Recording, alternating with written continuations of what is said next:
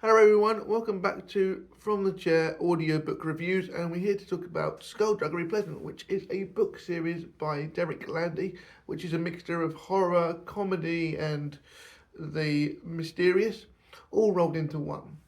The first book came out in 2007, and I'm reviewing the audiobook of this title, and that was narrated by Rupert Douglas, who did a brilliant job with all the different voices.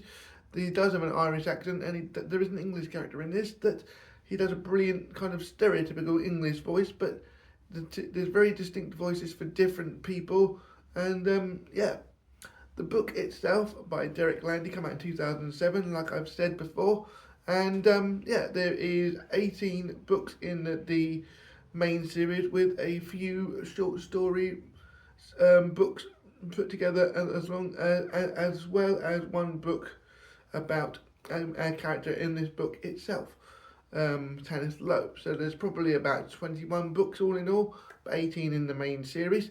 So this the first kind of book is about Stephanie Esley, who is going to a funeral reading of the will because her uncle Gordon has passed away, who is a horror writer, and he writes about things that he how did he know this stuff when what's going on. He's a horror writer, and he's a best-selling horror writer and stuff, and she gets left his house, but there's a mysterious person that comes to the will reading that is surrounded in mystery. You can't see his face, we don't know who he is.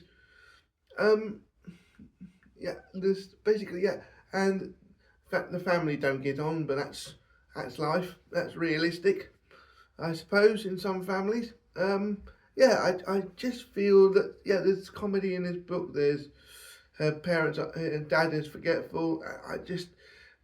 It starts slow, but it's got some very short. I'm not a fan of the structure of the chapters because they're really short. The book, I like there to be a bit more, longer chapters for me. I don't know why, but I just feel like I do like this book. I like the comedy in it. The comedy is right up my street. But I do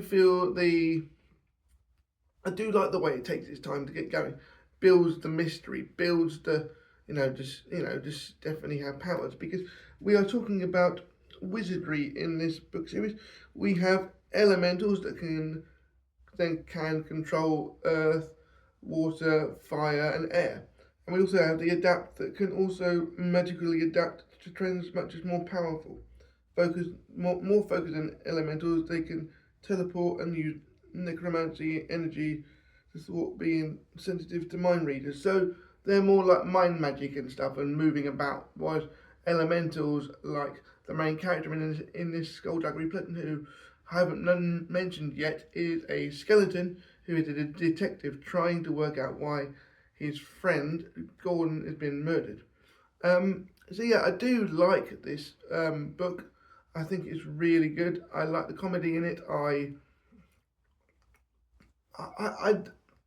It's just the structure. I mean, I do have other problems. Like, in the end, we don't find out who actually. This is a spoiler, by the way. If you don't want to know, move along now. This is a spoiler. In the end, we don't actually find out who murdered Gordon. We don't get that. It's me. We get a hint of who it might be because someone says something.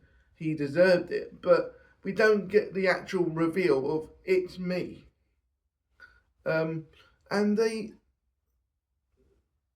they use Stephanie and Skullduggery use Stephanie's shadow to fool her parents so she can go out and solve this mystery of her uncle's murder. But in the end, they don't.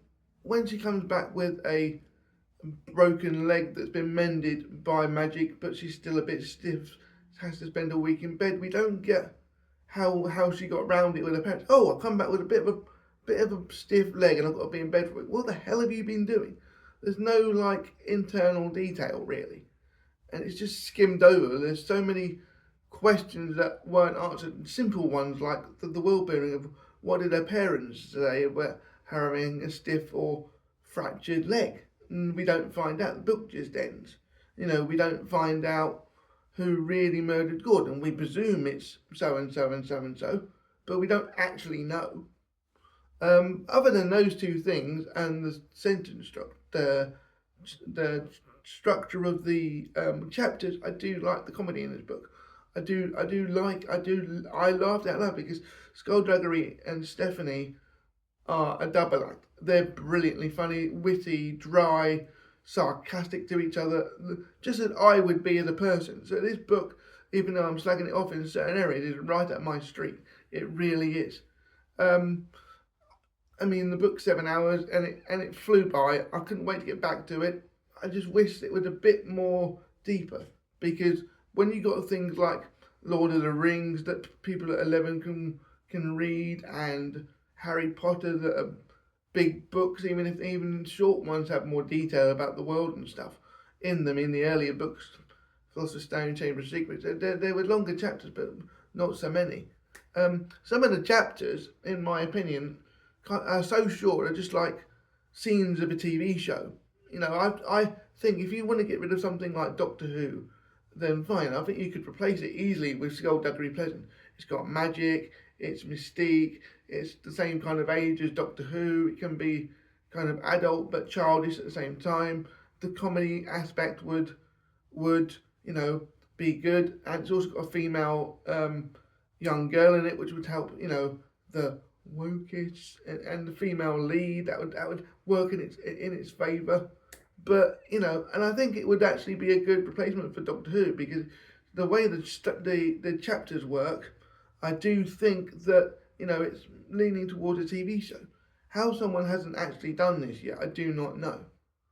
How in 20 years someone hasn't thought to do this as a TV show, or maybe they've thought about it but it hasn't come to anything, is beyond me, because the comedy's there, the longevity of the book series is there. I don't know. I do think this could be a TV show, and sometimes I think it lends more to a TV show than a book because of how the structures of the chapters go. There are fight scenes that it cuts off when you see one chapter going to one place, and then you go back to that person to see their point of view. So it does lend itself more to a TV show than a book, in my opinion. But it is a very good book in the structure of the comedy, but I just wish it was slightly deeper. Some things like the horror, and I know why it isn't deeper, like gory detail and stuff, but simple questions like, what did Stephanie's parents say when she came back with a stiff leg? And we don't never find out. She's just lying in bed practicing elemental magic when she can, is something that as a reader you want to know what happened when she got home. Did her parents miss her? We do get a conversation between her and her dad before she goes off onto the real adventure about halfway through, but that is it. You kind of want to know. Even in Harry Potter and the Chamber of Secrets, Molly goes, aren't your aunt and uncle going to be proud of what you've done this year? And he went, no, not really. Even that small line builds the knowledge that no, they won't be proud. He knows that without even telling them. So even you could have done it in a small line. Oh yeah, I've made up some story about why my leg's stiff and I can't do anything for several days. But they didn't really buy it. They could have said something like that. I don't know. I don't know how the rest of the book series goes, because this book series does go in 3 phases. Phase 1 is, books 1 to 9, and then I don't know where the other phases go because I haven't looked into it, but I know there are 3 phases. She does grow up from what I understand, so I don't know how, and the books do get larger because I've got them all and I've looked at the times on the Audible. This original book is 7 hours 9 minutes, so a reasonable amount of time, because I think it's a reasonable sized book, but I just wish there were longer chapters. You could put 2 or 3 chapters together. But yeah, it sounds like I'm moaning, but I'm being critical. I like the story. I liked the slow paced beginning with a bit of action in it. I like the way that Stephanie is carefree and wants to lead her own life and hates being in a boring place and wants more. And Skullduggery is caring but not caring from the outset, and cares but still has its own job to do, and kind of marrying the two together. And can he be trusted? Who can be trusted? There are a lot of twists and turns in this for a children's book that you don't see coming. And so yeah, I do think it's a good book, well written. I just wish there were longer chapters, and it does come across like a TV show. So yeah, if you like this review, please like, comment, subscribe, and I'll see you guys on the next video. Bye!